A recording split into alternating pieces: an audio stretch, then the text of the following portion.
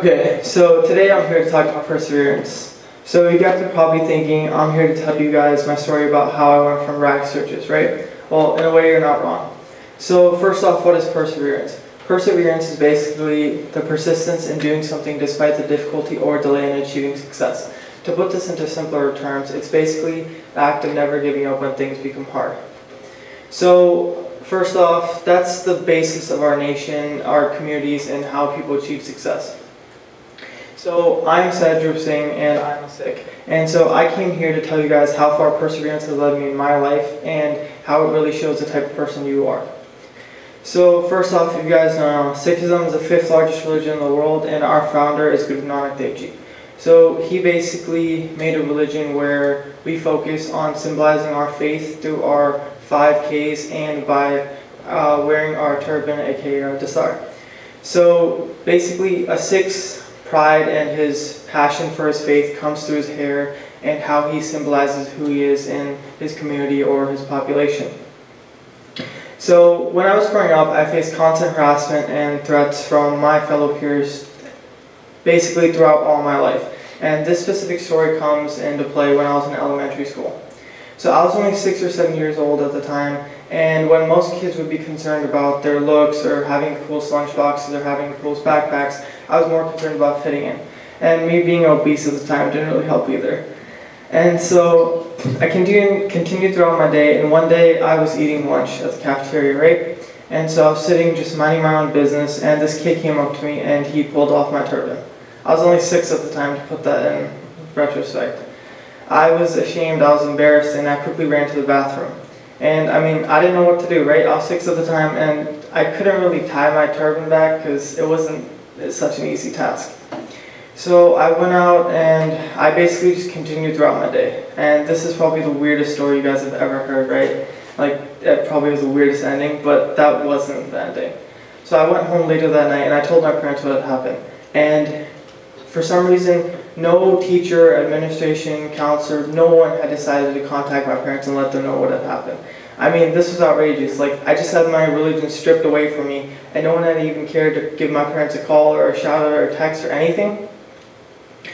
So this is the day that my perseverance came to me.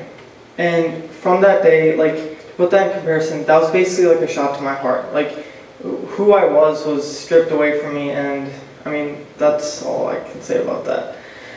So, yeah, so continuing on, and this is really when my perseverance came to me, right? And after that day, I had 2 decisions to make. Either to give up and hide who I was and be ashamed of my faith, or to stand up and stand proud. And after that day, I realized I wasn't going to let kids in my community get shunned because of who they were or because they're religious or social status. So after a few years, and this was in middle school, so due to our increasingly Indian population in Virginia, I started gaining many more friends and I felt more accustomed to society. And after that, I became less naive and I started to learn more about what had happened to our Sikh community. In 1984, the Sikh genocide had occurred, and my own 2 parents were a part of this. Indira Gandhi's operation, the Blue Star operation, basically killed thousands of our Sikhs at our holy Gurdwara and subjugated almost 17,000 Sikhs after her retaliation, and basically after her assassination, 17,000 Sikhs died.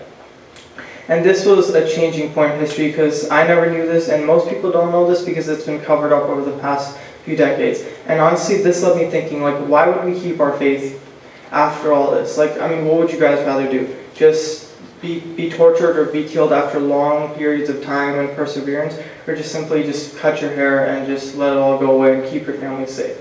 So this is where it all comes into play. A Sikh's defining role in his life is his hair. It keeps him strong, and personally it helps me persevere throughout my life, and it helped me overcome bullying and everything. And just to be clear, my personal experience with bullying was nothing like what my fellow Sikh brothers and sisters went through. They went through the constant threat of dying every day. I just faced some bullying and a few attacks here and there, but they had a totally different experience. And this was the main reason I wanted to give this speech, to show how far perseverance can lead you, and to show how society only really accepts people with their same appearance or their social status. And so this is where it all really comes into play. So to put this in perspective, 9/11 occurred, right? Muslims were subjugated under terrible pressures, and anyone that looked closely like a Muslim was also subjugated under terrible pressures. In the aftermath of 9/11, the first person to actually die because of a Patriot Act or something was a Sikh person in Arizona. I mean, he had no correlation to this, and somehow he was targeted, right? So I mean, that's how society treats us. And think about the New Zealand shooting, right? Not many people cared. I mean, people did care, but there wasn't that big of an emphasis on it. But let's turn the roles. Let's say someone other than a Caucasian committed the same crime. He would be considered a terrorist or something at an extreme level. So society classifies people basically mainly by their race these days. If a Caucasian commits a crime, at the end of the day, somehow, one way or another, he's going to be committed as mentally ill. If an Indian person commits the same crime, he's going to be put as a terrorist. If an African American commits the same crime, he's going to be considered as a thug. And unfortunately, that's based on society's narrow-mindedness and perception. And don't get me wrong, this isn't everyone, but it's how it turns out most of the times. And so basically, I came here for two reasons. To tell you guys how far my perseverance has led me in my life and how it defines the man I am today, and to spread my knowledge about how Sikhs have persevered over the past centuries and how it's time to make a change.